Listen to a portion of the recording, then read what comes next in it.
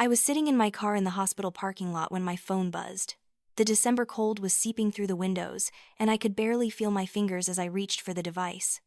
I had just finished a 12-hour shift in the pediatric emergency room, and all I wanted was to go home, kiss my daughter Lily goodnight, and collapse into bed.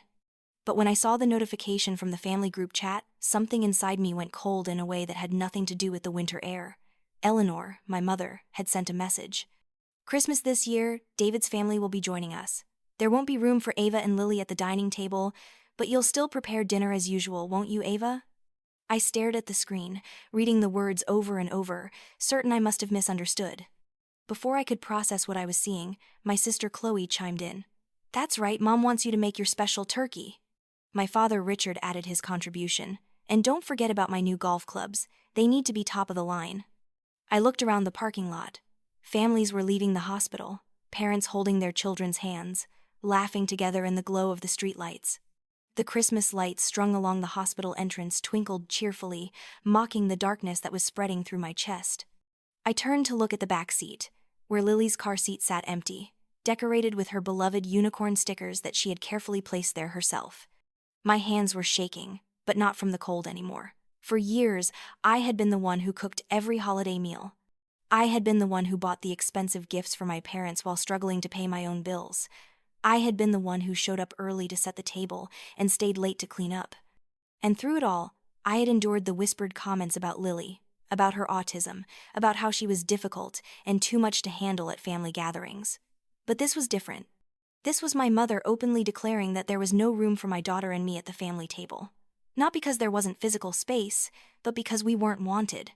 And yet, I was still expected to cook the meal, buy the gifts, and play my role as the family servant. I turned off my phone without responding. For the first time in my 32 years, I didn't rush to accommodate them. I didn't apologize or try to make it work. I gripped the steering wheel so hard my knuckles turned white and whispered into the empty car, "Enough." But even as I said it, doubt crept in. I sat there for another 20 minutes, the engine running, the heater blasting warm air that did nothing to thaw the ice forming around my heart. My mind raced through 1,000 justifications they might offer. Maybe Mom didn't mean it the way it sounded. Maybe there really wasn't enough room, and she was just being practical. Maybe I was overreacting, being too sensitive like they always said I was. I pulled out of the parking lot and drove toward home. But instead of taking my usual route, I found myself driving past my parents' house. The lights were on, and through the large bay window I could see them all gathered in the living room. My mother, my father, Chloe, and David. They were laughing about something, drinks in hand, looking like the picture-perfect family. The family that apparently had no room for Lily and me. As I watched, Chloe threw her head back in laughter at something David said. My father clapped him on the shoulder affectionately. My mother beamed at them all with obvious pride. I had never seen her look at me that way. Not when I graduated medical school. Not when I bought my first house. Not even when I gave birth to Lily. There was always something slightly disappointed in her eyes when she looked at me, as if I had failed to live up to some invisible standard. I drove home in a daze, my mind churning. When I arrived, Mrs. Chen, my neighbor who watched Lily after school, greeted me at the door with her usual warm smile. Lily came running, her unicorn backpack bouncing, her face lit up with pure joy at seeing me. "Mama! Mama!" I drew a picture of the solar system today and Mrs. Chen said it was amazing and we had mac and cheese for snack and I finished my math homework all by myself. The words tumbled out in her characteristic rapid-fire way, her hands flapping with excitement. I knelt down and pulled her into a tight hug, breathing in the scent of her strawberry shampoo. "That's wonderful, baby. I'm so proud of you." Mrs. Chen lingered for a moment. "Ava, is everything all right? You look upset." I forced a smile. "Just a long day at the hospital. Thank you so much for watching her." After Mrs. Chen left, I helped Lily with her bedtime routine. We read 3 chapters of her current favorite book about a girl who could talk to animals. Lily fell asleep halfway through the 3rd chapter, her hand still clutching my arm. I sat there in the dim light of her unicorn nightlight, watching her peaceful face, and felt rage building in my chest. This child, my beautiful, brilliant, extraordinary child, was being treated like a burden by my family, and I had allowed it. For 7 years, I had made excuses for them, rationalized their behavior, convinced myself that they would change if I just tried harder, if I just made things easier for them. I thought back to Lily's 5th birthday party. I had invited the whole family, spent days decorating, baking a special cake that accommodated her sensory sensitivities. Chloe had shown up 2 hours late with David, barely stayed 30 minutes, and spent most of that time on her phone. My mother had repeatedly asked me to calm Lily down when she got excited about opening presents. My father had left early to play golf. The only person who seemed to genuinely enjoy themselves was my Uncle Tom, who had sat on the floor with Lily and helped her build an elaborate Lego castle. Uncle Tom. I hadn't thought about him in months. He had died last spring, suddenly, from a heart attack. At the funeral, he had left me a letter. I had been so overwhelmed with grief and work and taking care of Lily that I had put it in my desk drawer and forgotten about it. After making sure Lily was deeply asleep, I went to my office and found the letter. Uncle Tom's familiar handwriting covered the page. "Dear Ava," it began. "If you're reading this, I'm gone, and I'm sorry I won't be there to watch Lily grow up. She's special, that girl. Reminds me of myself when I was young. The world wasn't built for people like us, but that doesn't mean we're broken. Your mother never understood that about me, and I don't think she understands it about Lily either. I see how hard you work to make everyone happy, kiddo. I see how much you sacrifice. But here's what I learned in my 73 years. You can't set yourself on fire to keep other people warm. Eventually, there's nothing left of you but ash. Don't let that happen to you. Don't let them dim your light or Lily's. You both deserve to shine. Love, Uncle Tom." I read the letter 3 times, tears streaming down my face. Uncle Tom had always been the black sheep of the family, the one who never quite fit in, who chose his own path instead of following the family's expectations. He had been a jazz musician when everyone else went into business or medicine. He had never married, never had conventional success, but he had been happy, genuinely, radiantly happy. And my mother had spent years making subtle digs about his wasted potential. The next morning, I woke up with a sense of clarity I hadn't felt in years. I got Lily ready for school, packed her lunch with all her safe foods, and dropped her off with extra hugs. Then I went to work, moving through my shift with mechanical precision while my mind worked on a plan. During my lunch break, I called my bank and checked my savings account. $18,000. It was supposed to be for emergencies, for Lily's future, for the down payment on a bigger house. I looked at that number and made a decision that would have horrified the old Ava. I booked 2 first-class tickets to New York City. I reserved a suite at the Plaza for 5 nights, December 23rd through December 27th. I scheduled a private tour of the American Museum of Natural History because Lily was obsessed with dinosaurs. I got tickets to a sensory-friendly showing of the Nutcracker. I made reservations at 3 restaurants that specialized in accommodating children with dietary restrictions and sensory needs. With each purchase, I felt lighter and more reckless. This was more money than I had ever spent on anything frivolous in my entire life.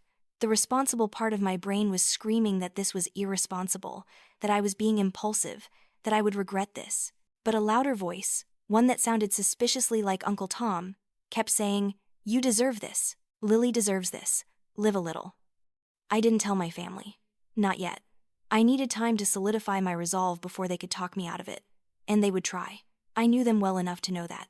My phone had been ringing constantly since the previous night. I had 37 missed calls from my mother, 22 from Chloe, 15 from my father. The family group chat had exploded with increasingly frantic messages. "Eleanor, Ava, why aren't you answering? We need to discuss the menu." "Richard, this is ridiculous. Call your mother back." "Chloe, seriously, Ava? You're really going to be this childish?" "Aunt Carol, I heard there's some family drama. Eleanor, do you need me to bring anything to dinner?" That last message made my blood boil. So there was room for Aunt Carol, who I saw maybe twice a year and who always made pointed comments about career women who prioritized work over family. There was room for David's entire extended family, people I had never met. But not for Lily and me. I turned off my phone and went back to work. In the pediatric ER, I was needed. I was valued. I was making a difference. A 6-year-old boy with asthma thanked me for making the scary medicine not scary. A teenage girl with a broken arm told me I was the first doctor who actually listened to her. Their gratitude was simple and genuine, so different from the grudging acknowledgement I got from my family. My colleague Marcus found me during my break, sitting in the staff lounge and staring at my phone. "You're doing it again," he said, sitting down next to me. "Doing what?" "That thing where you look at your phone like it's a bomb about to explode." I showed him the messages. He scrolled through them, his expression darkening with each line. "Ava," he said slowly, I'm going to say something, and I want you to really hear me. These people are toxic, not in a dramatic soap opera way, in a clinical, psychological way. This is textbook emotional abuse. They're my family, I protested weakly. Family doesn't treat you like this, Marcus said firmly. My ex-wife's family treated me like this. Constant demands, no appreciation, making me feel guilty for having boundaries. You know what finally made me leave? My son asked me why I always looked sad after we visited Grandma. He was 5 years old, and he could see what I had been denying for years. What did you do? I cut contact, completely. It was the hardest thing I ever did, and the best. My son is happier. I'm happier. And you know what? After about a year, my ex's mother actually apologized. Really apologized. Because for the first time, she faced consequences for her behavior. I thought about that conversation all day. That night, after putting Lily to bed, I turned my phone back on. 103 new messages. I scrolled through them, and a pattern emerged that I had never noticed before. Almost every message from my family was a demand disguised as a request. Could you pick up Dad's prescription? Would you mind watching the house while we're in Cabo? Can you lend Chloe $500 for her car payment? And when I inevitably said yes, there was never real gratitude, just an expectation that, of course, I would do it. I was dependable Ava, helpful Ava, doormat Ava. But the messages about Lily were worse. I found one from 6 months ago where my mother asked me to consider leaving Lily with a sitter for Thanksgiving because David's parents are very traditional and might not understand. I had left Lily with Mrs. Chen and driven 3 hours to spend Thanksgiving being ignored while everyone fawned over David. I found a message from Chloe from last Christmas. Can you make sure Lily doesn't do that weird hand thing during dinner? David's brother is visiting, and it's kind of embarrassing. The weird hand thing. She meant stimming. She meant the way Lily self-regulated when she was happy or excited or overwhelmed. She wanted me to suppress my daughter's natural behavior because it made her uncomfortable. I had said yes to that too. I had gently discouraged Lily from stimming at family events, told her to use her calm hands, taught her to mask her autism to make other people comfortable. The shame of that realization hit me like a physical blow. What kind of mother was I?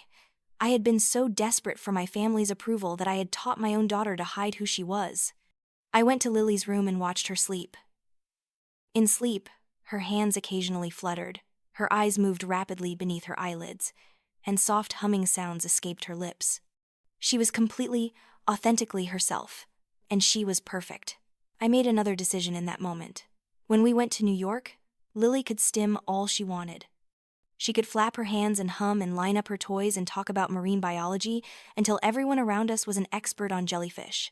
She could be herself, completely and unapologetically. And anyone who had a problem with that could go straight to hell.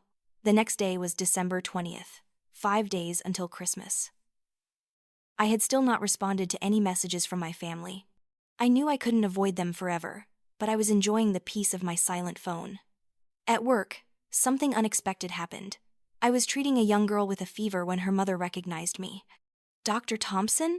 Oh my God, I thought that was you. I'm Sarah Winters. We met at the Autism Parent Support Group 3 years ago?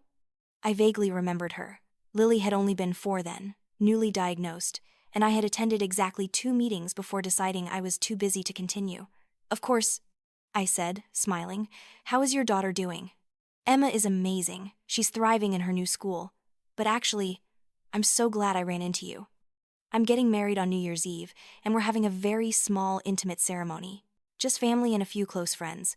But I wanted to invite you and Lily. I know we barely know each other, but you were so kind to me when we met, and Emma still talks about playing with Lily. I was stunned. That's very sweet, but you don't have to. I want to, Sarah interrupted. Honestly, I'm inviting people who have shown me genuine kindness, not just people I'm obligated to invite. You qualify. Plus, it's going to be completely sensory-friendly. Low lights, quiet music, and a separate room where kids can go if they need a break. Emma helped plan it. I felt tears spring to my eyes. This woman, who I had met twice, was offering me more consideration and kindness than my own family had shown in years. I would love to come, I said. Thank you. After my shift, I met my old friend Elena at a coffee shop in Manhattan. I had called her the previous day, and she had insisted on meeting in person. When I arrived, she was already there, 2 lattes waiting on the table. Elena took one look at my face and said, "Okay, spill. What's going on?" I told her everything. The message from my mother, the years of being taken for granted, the way they treated Lily, Uncle Tom's letter, my impulsive booking of the plaza. All of it came pouring out in a messy, emotional torrent. Elena listened without interrupting, her expression growing more outraged with every detail. When I finally finished, she sat back and said, "Ava Thompson, you are one of the smartest, most competent, most compassionate people I have ever known. The fact that your family treats you like their personal servant is absolutely insane." "It's not that bad," I started to say, but Elena cut me off. "Yes, it is. It's worse than you think because you've normalized it. Let me ask you something. When was the last time one of them asked how you were doing and actually cared about the answer?" I opened my mouth to respond and realized I couldn't think of a single instance. "Exactly," Elena said. "Now, about this New York trip. You're staying at the plaza?" I nodded, feeling embarrassed. "I know it's extravagant." "It's perfect," Elena interrupted.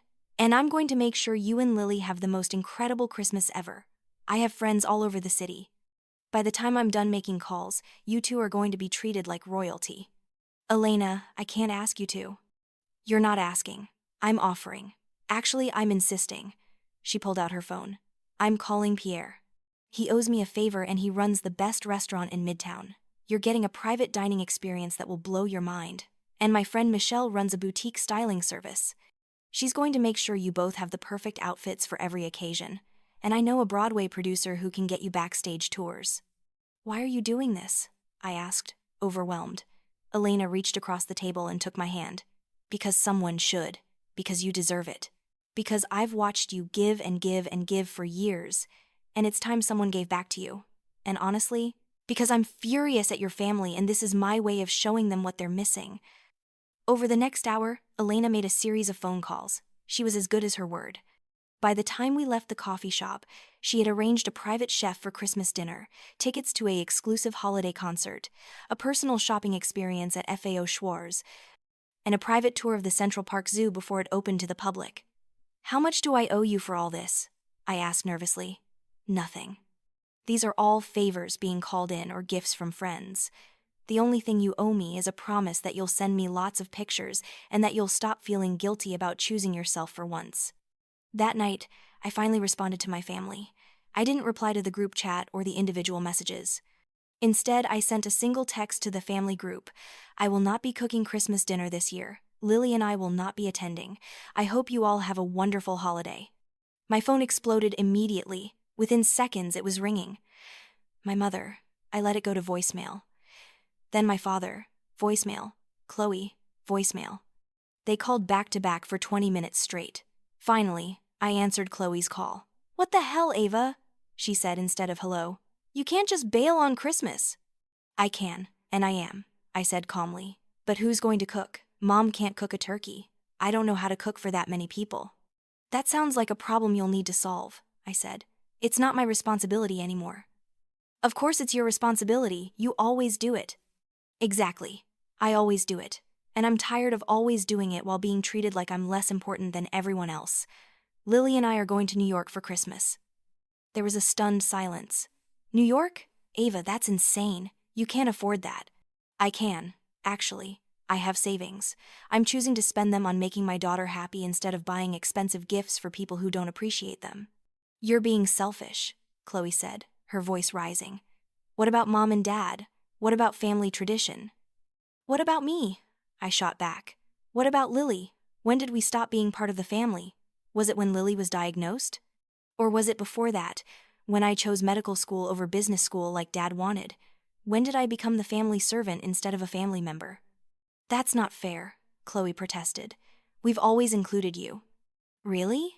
Then explain to me why there's no room at the table for Lily and me this year. Explain why you have room for Aunt Carol and David's entire family, but not for us." Another silence. Mom didn't mean it like that. How did she mean it then? She just thought, with Lily's special needs, it might be easier if we weren't there, I finished. If my daughter, who is bright and beautiful and amazing, wasn't there to embarrass you in front of your new in-laws. "Lily can be difficult," Chloe said defensively. "She has her episodes." "Her episodes?" I felt my voice getting louder.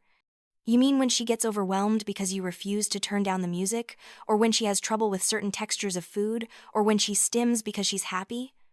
Those aren't episodes, Chloe. That's autism. That's who she is. And the fact that you see it as something difficult instead of just different is exactly why we won't be there this year. You're overreacting, Chloe said. You're always so sensitive about Lily. I'm her mother. I'm supposed to be sensitive about her. I'm supposed to protect her. And I haven't been doing that. I've been exposing her to people who make her feel bad about herself, but that ends now. Fine, Chloe said coldly. Go to New York. Have your little rebellion. But don't come crying to us when you realize you've made a mistake. I won't, I said, and hung up. My hands were shaking. I had never stood up to Chloe like that. I had never stood up to any of them like that. It felt terrifying and exhilarating at the same time. The phone rang again. My mother this time, I answered. Ava Marie Thompson, she said in her most authoritative voice. I don't know what has gotten into you, but this behavior is unacceptable. You will be here for Christmas, and you will cook dinner like you always do.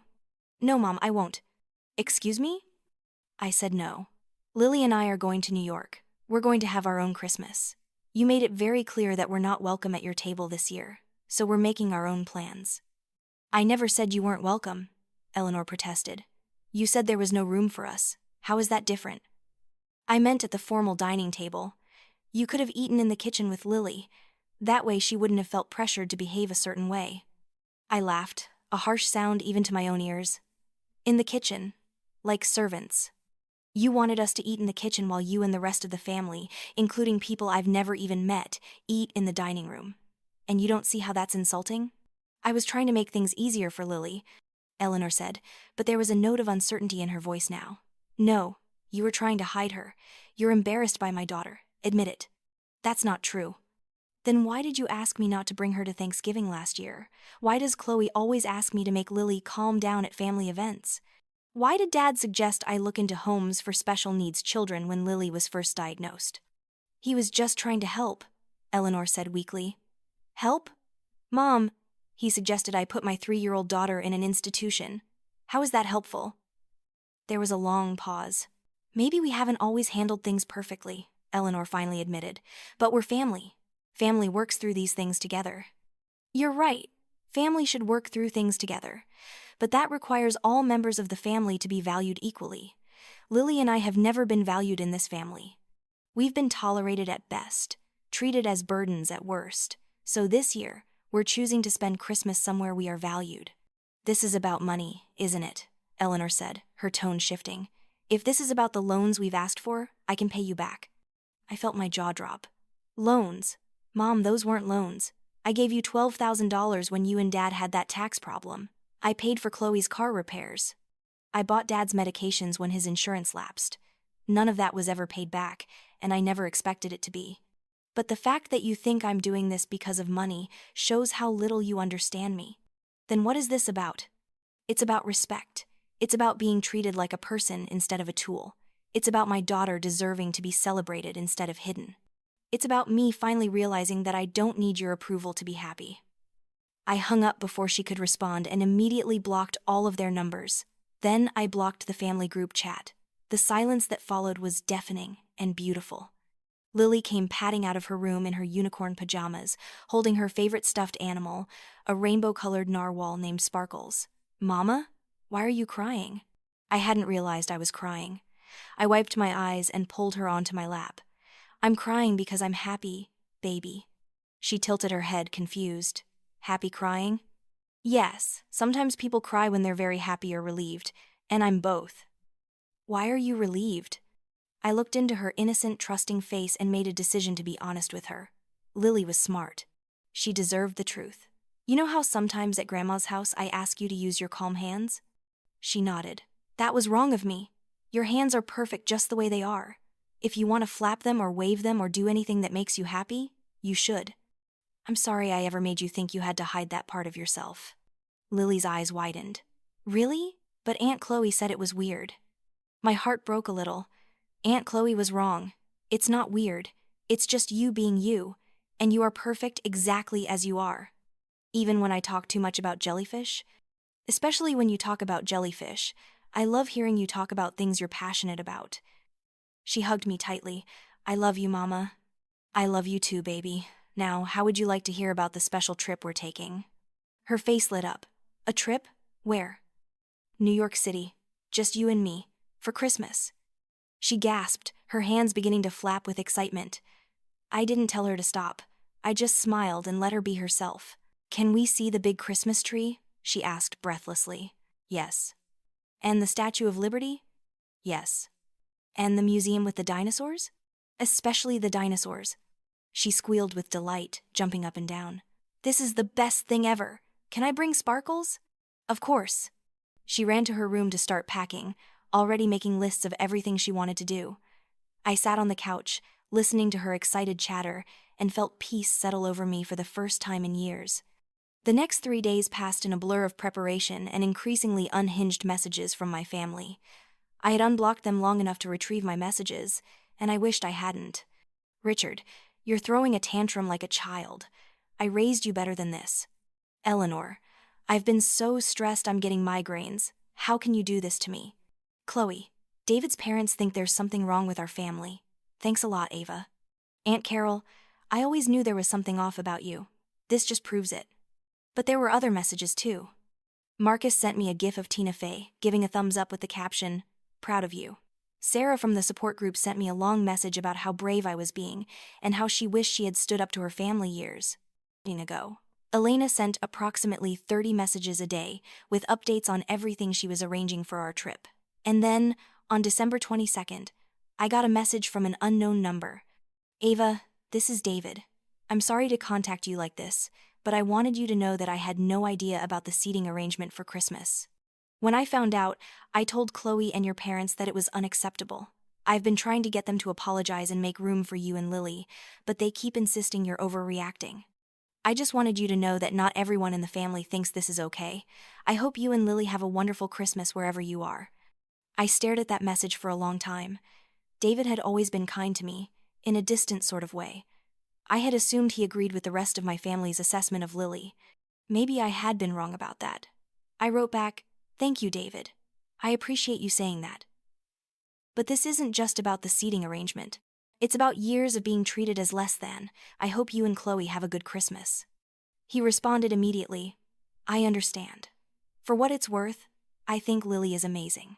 Chloe talks about her with pride when it's just us. I think she's just scared of what other people think. That's not an excuse, just an observation." It was a small thing, but it made me feel slightly less like I was losing my mind. At least one person in my family saw me and Lily as human beings worthy of respect. On the morning of December 23rd, Lily and I loaded our suitcases into my car and headed to the train station. I had decided on the train instead of flying because I thought Lily would enjoy the journey. She had never been on a train before. As we pulled away from our house, I felt a twinge of anxiety. Was I doing the right thing? Was I being selfish? Was I depriving Lily of a traditional family Christmas? But then I looked in the rearview mirror and saw Lily's face pressed against the window, her eyes wide with excitement, and I knew I was doing exactly the right thing. The train ride was everything I hoped it would be. Lily loved watching the scenery change from our small suburban town to the bigger cities to the eventual arrival in Manhattan. She made friends with an elderly woman sitting across from us who shared Lily's love of science and spent an hour discussing the migratory patterns of monarch butterflies. Halfway through the journey, my phone rang. It was an unknown number, but when I answered, I heard my mother's voice. She must have called from a different phone since I had blocked her. "Ava, where are you?" she demanded. "I'm exactly where I told you I would be. On my way to New York with Lily." "This is ridiculous. You need to come home right now. I've ordered a turkey and I have no idea how to cook it. Chloe is having a meltdown. David's parents are arriving tomorrow and everything is a disaster." "That sounds stressful," I said calmly. "I'm sure you'll figure it out." "How can you be so cruel?" Eleanor's voice cracked. "I'm your mother. I need you." For a moment, I almost caved. The guilt was crushing, the old programming kicking in. Help her, fix it, make it better. That's what you do. But then Lily looked up at me and smiled, her hands flapping slightly as she watched the snow-covered landscape rush by, and I remembered why I was doing this. "Mom, you don't need me. You need a cook and a housekeeper and someone to manage all the things you don't want to deal with. But I'm not those things. I'm your daughter, and Lily is your granddaughter. When you're ready to treat us with the respect we deserve, we can talk. Until then, I hope you figure out the turkey situation. I hung up and blocked the new number too. Was that Grandma? Lily asked. Yes, sweetheart. Is she sad we're not coming to Christmas? I thought carefully about how to answer. I think she's upset that things aren't going the way she planned, but sometimes people need to be upset to understand that they've been doing things wrong. Lily considered this. Like when I got upset about having to share my markers at school and then I learned that sharing made playtime more fun? Exactly like that, I said, impressed as always by her ability to understand complex emotional concepts when they were framed in the right way. We arrived at Penn Station in the late afternoon. The city was a chaos of lights and sounds and people rushing everywhere. I worried it might be overwhelming for Lily, but she handled it beautifully, her noise-canceling headphones firmly in place, her hand gripping mine tightly. The taxi ride to the plaza was like entering a different world. Lily pressed her face against the window, taking in the towering buildings, the elaborate window displays, the street performers dressed as nutcrackers and snow queens. The city was decorated for Christmas in a way that made our suburban downtown look quaint by comparison. When we pulled up to the plaza, Lily gasped. The hotel looked like something out of a fairy tale, all lit up and grand. A doorman in a magnificent uniform opened our car door and greeted us with a warm smile. Welcome to the plaza, ladies. Is this your first visit? Lily nodded, speechless for perhaps the first time in her life. Well then, we'll have to make it extra special, he said with a wink. The lobby took my breath away. I had seen pictures, but nothing prepared me for the reality of it. The soaring ceilings, the crystal chandeliers, the enormous Christmas tree that must have been 30 feet tall. Everything was elegant and beautiful and so far removed from my normal life that I felt like I was in a dream. Mama, Lily whispered, tugging on my sleeve. Is this real? It's real, baby. The check-in process was smooth and professional. The woman at the front desk noticed Lily's unicorn backpack and said, I love unicorns too. Did you know we have a special unicorn teddy bear in our gift shop? Lily's eyes went wide. Really? Really. And I think every young lady who stays in our princess suite deserves one. Would you like me to have one sent to your room? I started to protest that we didn't need handouts, but the woman caught my eye and gave me a subtle shake of her head. It's complimentary for all our youngest guests, she said smoothly. Thank you, I managed. That's very kind. Our suite was on the 8th floor with a view of Central Park. When the bellhop opened the door, I actually felt my knees go weak. It was gorgeous. The living room had plush furniture and original artwork. There was a separate bedroom for me and another for Lily, which had been specially decorated with fairy lights and delicate paper snowflakes hanging from the ceiling. Oh my God, I breathed. Elena called ahead, the bellhop said with a smile. She wanted to make sure everything was perfect for Miss Lily. After he left, Lily and I explored every inch of the suite. She jumped on her bed, tested all the light switches, examined every detail of the marble bathroom with its enormous tub. In the living room, we found a welcome basket filled with Lily's favorite snacks, art supplies, and a beautiful book about the history of the plaza. There was also a note from Elena. You deserve this and so much more. Dinner will be delivered at 7. Dress code. Whatever makes you happy. Love, E. At exactly 7 o'clock, there was a knock on the door. 2 servers wheeled in a cart laden with covered dishes. They set up a beautiful table by the window, complete with candles and a small vase of flowers. Compliments of Chef Pierre, one of them said. He hopes you enjoy. After they left, Lily and I lifted the covers to reveal the most incredible meal I had ever seen. There was a perfectly cooked salmon for me, chicken tenders made from scratch for Lily, roasted vegetables, garlic mashed potatoes, and a salad that looked like a work of art. For dessert, there were individual chocolate soufflé and a plate of decorated sugar cookies in the shape of unicorns. We ate slowly, savoring every bite, watching the snow fall gently over Central Park. Lily told me about everything she wanted to do in New York, her words tumbling over each other in her excitement. I listened and asked questions and felt happier than I had in years. After dinner, we put on our pajamas and curled up on the couch to watch a Christmas movie. Lily fell asleep halfway through, her head on my shoulder, sparkles clutched in one hand and her new Plaza teddy bear in the other. I sat there in the soft glow of the fairy lights, listening to my daughter's peaceful breathing, and felt tears slide down my cheeks. But this time they were tears of relief and joy, and a growing certainty that I had made the right choice. My phone buzzed. Against my better judgment, I checked it. There were messages from numbers I didn't recognize. My family was finding ways around my blocks. From a number I assumed was my father calling from his office. "You've made your point, now stop being dramatic and come home." From another unknown number, clearly my mother. "Chloe is in tears. David's parents are asking questions. You're destroying this family." From a third number, "Fine, be selfish, but don't expect us to welcome you back with open arms when you realize what a mistake you've made." I blocked all 3 numbers and turned off my phone completely. They weren't going to ruin this. The next morning was Christmas Eve. Lily woke me up at 6:30, bouncing on my bed with uncontainable excitement. Mama, it's Christmas Eve. Can we go see the tree at Rockefeller Center? Can we go ice skating? Can we go to the museum?" I laughed and pulled her down for a hug. Yes, and yes. But first, breakfast. We ordered room service, another extravagance that felt deliciously decadent. Lily had pancakes with whipped cream and strawberries. I had an omelet that was better than anything I could have made myself. We ate at the little table by the window, watching early morning joggers brave the cold in Central Park. After breakfast, we bundled up in our warmest clothes and headed out to explore the city. Our first stop was Rockefeller Center.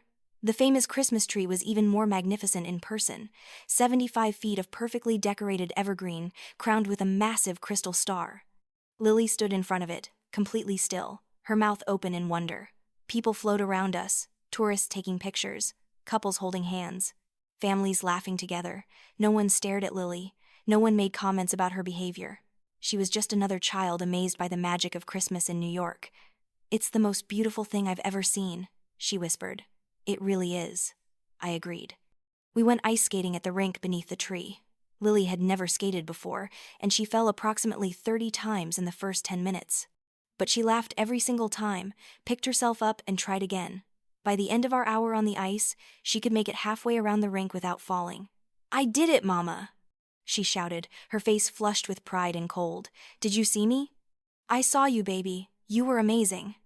We had hot chocolate at a nearby cafe, the kind that came topped with mountains of whipped cream and chocolate shavings. Lily got it all over her face and didn't care. Neither did I. In the afternoon, we went to FAO Schwarz, the famous toy store. Elena had arranged for a personal shopping experience, which turned out to mean that a lovely woman named Jennifer gave us a private tour of the store and helped Lily pick out toys she would actually enjoy, rather than what was popular or on sale. Lily gravitated immediately to the science section. She chose a telescope, a microscope, a set for growing crystals, and a book about marine biology that was definitely above her reading level, but that she insisted she would grow into. "She's a budding scientist," Jennifer observed with a smile. "She is," I said proudly. "She wants to be a marine biologist." "Well, she's got the passion for it. That's the most important part." As we were leaving, Jennifer handed Lily a small wrapped package. A little something extra from all of us at FAO Schwarz. "Merry Christmas, Lily." Lily carefully unwrapped it to reveal a stuffed jellyfish, incredibly detailed and scientifically accurate. Her eyes went wide. "It's a moon jellyfish!" she exclaimed. "Aurelia aurita. They're one of the most common jellyfish species, and they can be found in almost every ocean." Jennifer and I exchanged amused glances. "I think we chose the right gift," Jennifer said. That evening, Elena herself showed up at our suite with 2 garment bags. "What are these?" I asked as she swept in like a force of nature. "Your outfits for tonight. Michelle sent them over. Don't argue, just try them on." The dress she had chosen for me was simple but elegant, a deep blue that brought out my eyes. For Lily, there was a soft velvet dress in purple, her favorite color, with a comfortable cut that wouldn't bother her sensory sensitivities. "We look like princesses," Lily said, spinning in front of the mirror. "You certainly do," Elena agreed. "Now, you have 7:30 reservations at Le Bernardin. It's one of the best seafood restaurants in the city, and Pierre has arranged for a private table. The menu has been customized to accommodate Lily's preferences, but I promise the food will be incredible." "Elena, this is too much," I protested.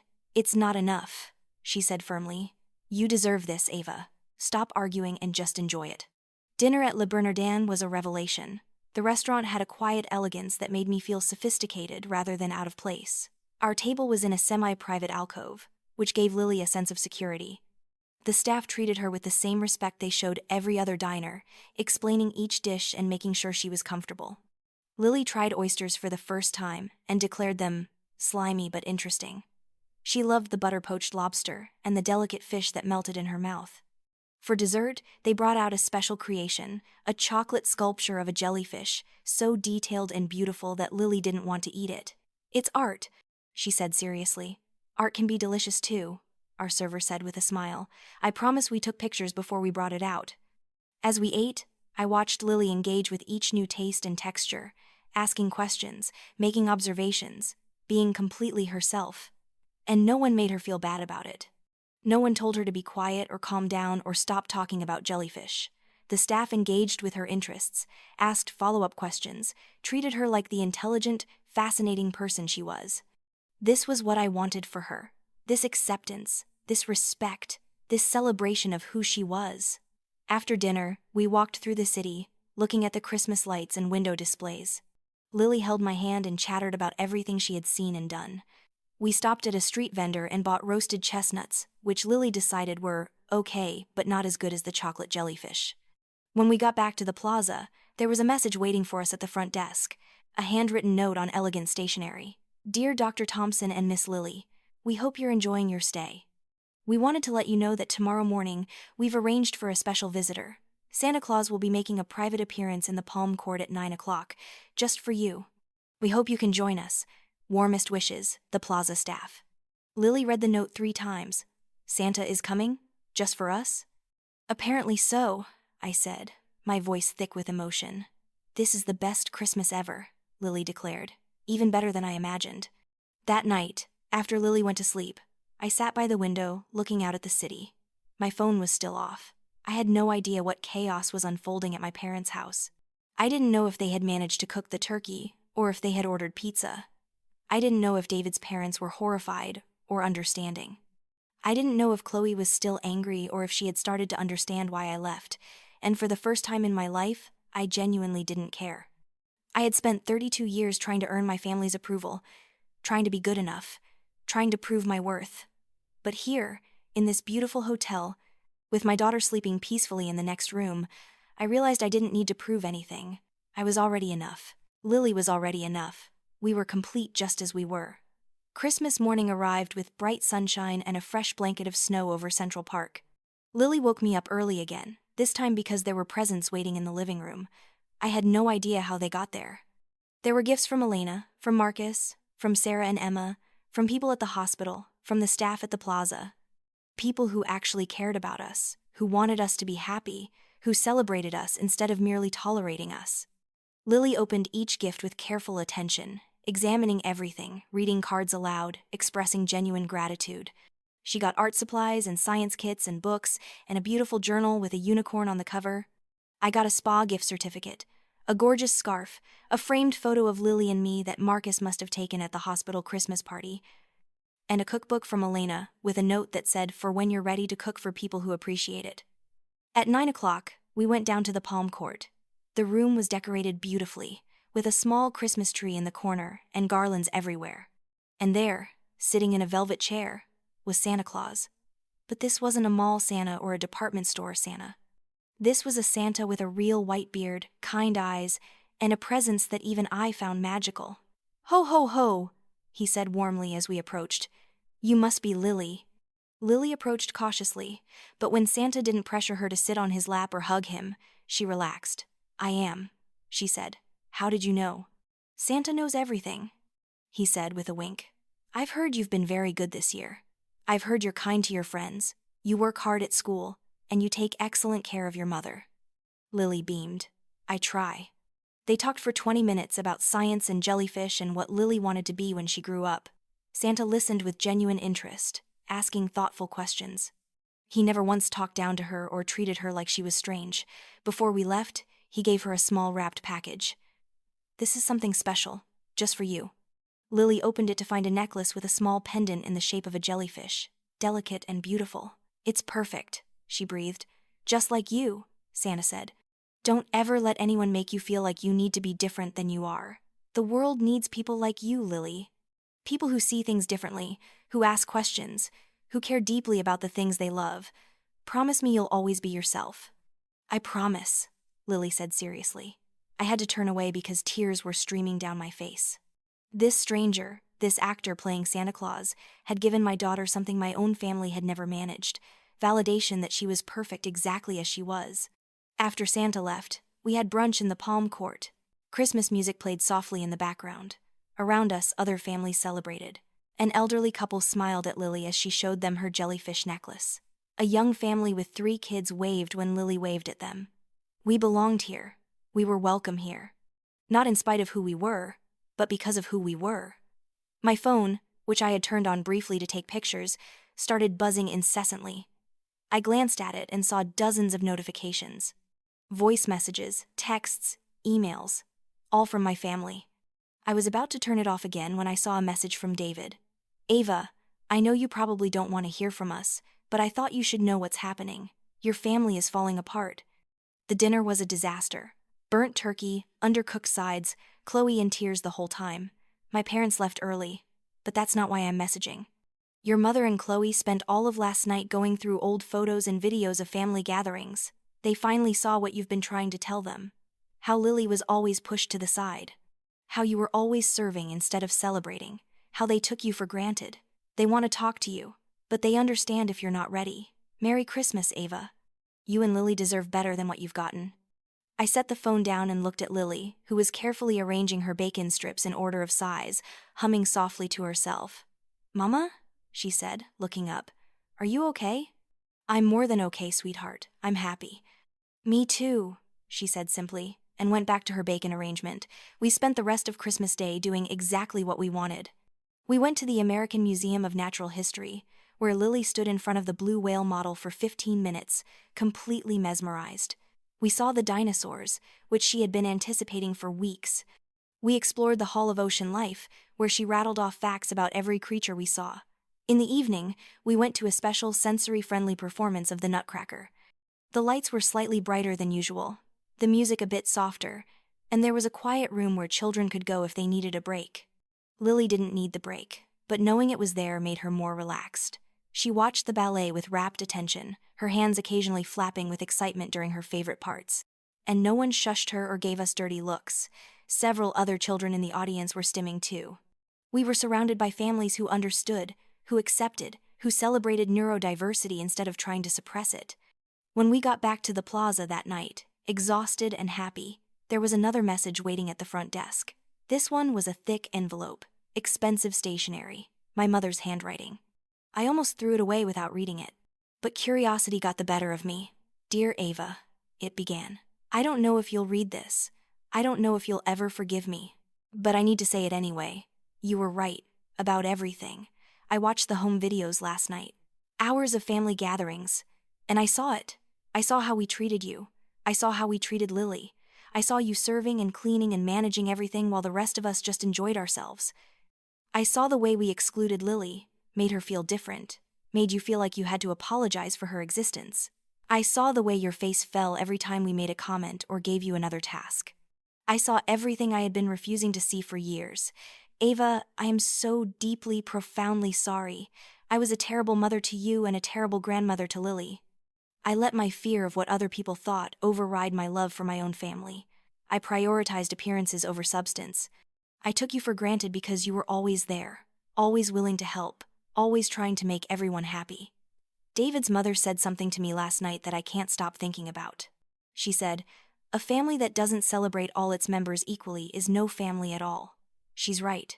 We haven't been a family to you and Lily. We've been users. We've been selfish. We've been cruel. I don't expect you to forgive me. I don't expect you to come back. But I want you to know that I see it now. I see what I did. And I am going to spend the rest of my life trying to be better. Whether you give me the chance to show you or not, I will be better. You and Lily deserve the world. I hope you're having a wonderful Christmas. I hope you're surrounded by people who treat you the way you should be treated. I hope you're happy. All my love, Mom. I read the letter 3 times. Part of me wanted to dismiss it as manipulation, another way to make me feel guilty and come back. But there was something in the words, a vulnerability I had never heard from my mother before, that made me think it might be genuine. I didn't respond. Not yet. I wasn't ready. But I didn't throw the letter away either.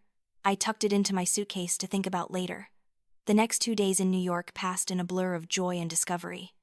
We went to the Central Park Zoo early in the morning before it opened to the public, just as Elena had arranged. Lily got to feed penguins and learn about their habitats from a marine biologist who was delighted by her knowledge and enthusiasm. We visited the top of the Empire State Building and looked out over the city. Lily counted buildings and asked questions about architecture and wondered aloud how many people lived in all those apartments.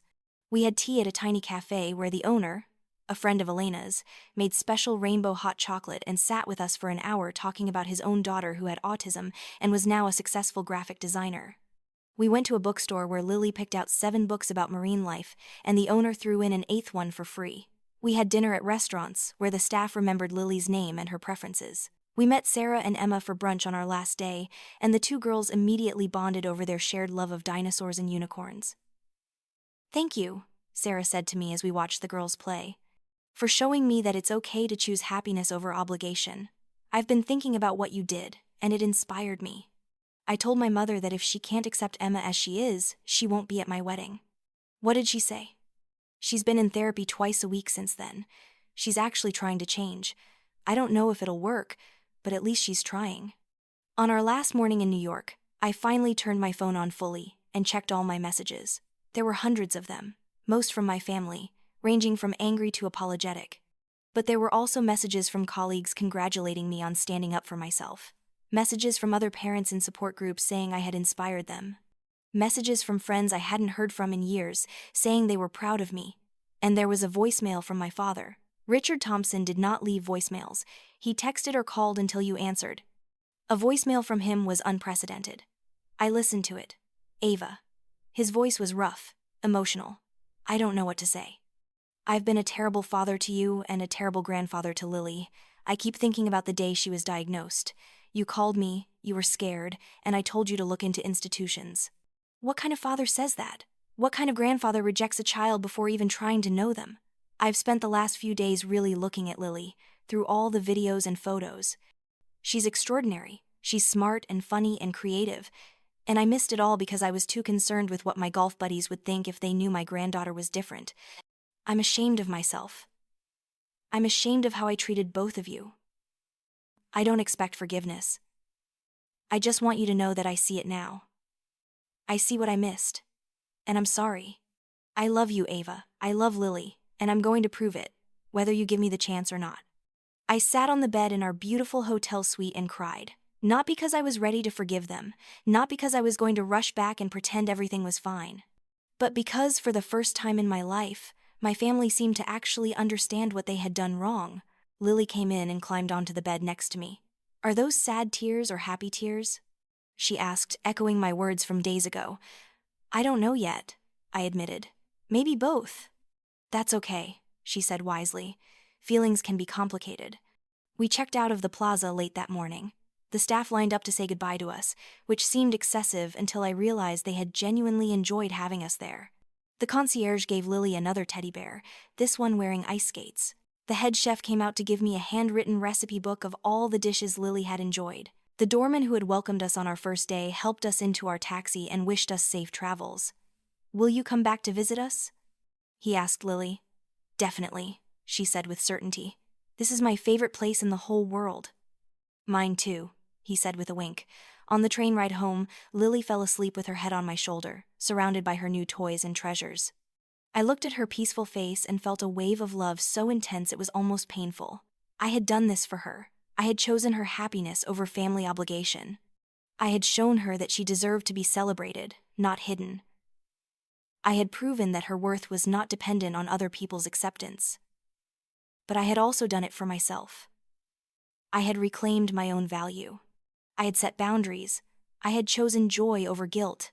And in doing so, I had discovered a strength I didn't know I possessed. My phone buzzed with a text from Marcus. "Welcome back to reality. How was the fairy tale?" I wrote back, "Better than I ever imagined. Thank you for believing in me. Always. Dinner this week? I want to hear everything." I smiled and put the phone away. We would be home in a few hours. I would go back to work, back to my regular life, back to the real world. But I would go back changed, stronger, more sure of myself and what I deserved. 6 months later, Lily and I were preparing for a move to San Francisco. I had finally done what I had been dreaming about for years, opened my own pediatric practice, a small clinic that specialized in treating children with developmental differences, where parents didn't have to apologize for their kids' behavior, where stimming and special interests were celebrated, where every child was treated with dignity and respect. Elena and I had also become business partners. We were opening a chain of sensory-friendly restaurants, places where families like mine could eat without stress or judgment. Our first location had opened in Manhattan to rave reviews.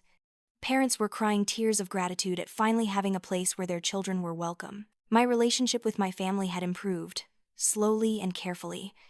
They had all started therapy, individually and as a family. They had read books about autism. They had attended support group meetings. They had apologized, repeatedly and genuinely. My mother called once a week, not to ask for things, but to ask about Lily, to hear about her latest interests, her achievements, her daily life. She listened without criticism or suggestions. She celebrated, instead of trying to fix. My father sent Lily cards with facts about marine life that he had researched himself. He asked her questions about her interests and actually listened to the answers. He had even started donating to autism research organizations. Chloe was trying the hardest. She had admitted that she had been jealous of the attention Lily received, jealous of my education, jealous of my strength. She was working through it in therapy. She sent thoughtful gifts and asked if she could video chat with Lily once a week. Sometimes Lily wanted to, sometimes she didn't, and Chloe learned to accept that without taking it personally. We had even had a family dinner together, at a sensory-friendly restaurant Elena had recommended. It was awkward and sometimes tense, but it was also better than anything we had shared before. They asked Lily about her day instead of trying to control her behavior. They thanked me for cooking instead of expecting it. They treated both of us like valued members of the family instead of obligations. I wasn't sure if our relationship would ever be truly healed. The wounds were deep, the patterns established over decades. But they were trying, really trying. And I was willing to give them a chance to show me they had changed. But I had also learned that I didn't need them to be happy. I had built a life for myself and Lily that was full and rich and joyful. I had friends who celebrated us. I had work that fulfilled me. I had a daughter who was thriving. As I packed up our house, preparing for our move to San Francisco, Lily came into my room with her journal, the unicorn one she had gotten for Christmas. "Mama, I wrote something I want to read to you." "I'd love to hear it, baby." She cleared her throat and began to read in her clear, confident voice. Once upon a time, there was a girl who felt different from everyone around her. She tried to be like other people, but it made her sad. Then one day, her mama took her on a magical adventure. They went to a place where being different was okay, where people celebrated instead of criticized, and the girl learned that being herself was the most important thing she could do. She learned that the people who really loved her would love her exactly as she was. And she learned that happiness was something you created, not something you waited for other people to give you. The end. I was crying by the time she finished. "That's beautiful, sweetheart. Did that really happen?" "Yes," she said matter-of-factly. "It happened to us. Christmas at the plaza taught us that we're perfect just the way we are. Right, Mama?" "Right, baby. We're perfect just the way we are."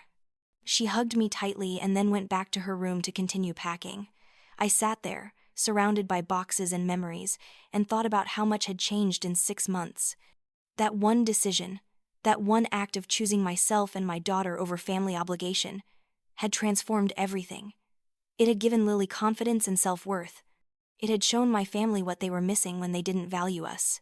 It had opened doors I didn't even know existed. But most importantly, it had taught me that I was enough.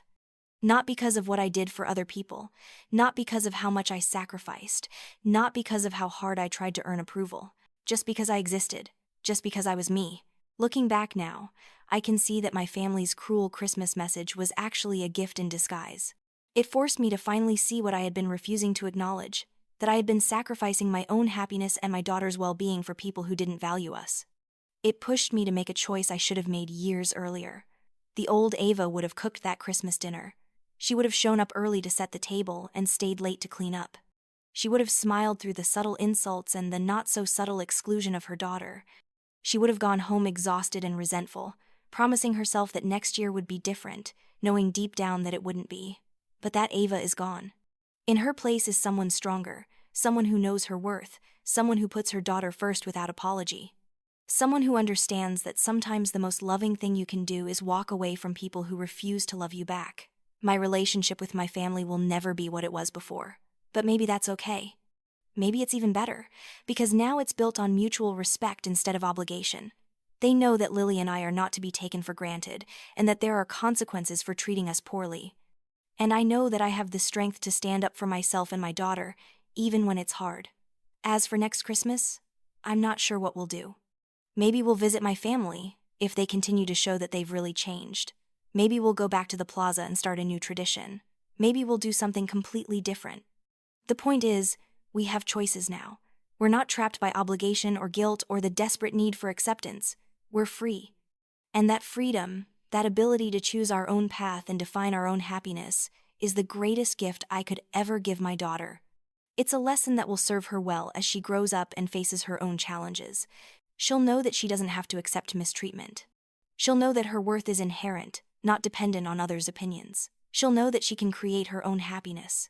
Sometimes I think about that moment in the hospital parking lot, when I first read that cruel message. I think about how close I came to just accepting it, to swallowing my hurt and doing what was expected of me. I'm so grateful I didn't. I'm grateful for that moment of clarity, that flash of righteous anger that gave me the courage to finally say enough. Because that moment changed everything. It set both Lily and me free. And now, as I sit here planning our next adventure, I know that no matter what challenges we face in the future, we'll face them together, on our own terms. We rose from the ashes of that toxic relationship and built something better. We created our own family, our own traditions, our own definition of what love and acceptance should look like. And in doing so, we discovered that we're stronger than we ever knew. This is our story, a story of standing up, speaking out, and choosing ourselves, a story of boundaries and self-respect and the transformative power of saying no. A story of a mother protecting her child and, in doing so, protecting herself. It's not always an easy story. There are still hard days, still moments of doubt, still times when I wonder if I made the right choice. But then I look at Lily, thriving and happy and confident, and I know with absolute certainty that I did. We may have missed one family Christmas, but in return, we gained something infinitely more valuable: our freedom, our self-respect, and the knowledge that we deserve to be loved and celebrated exactly as we are.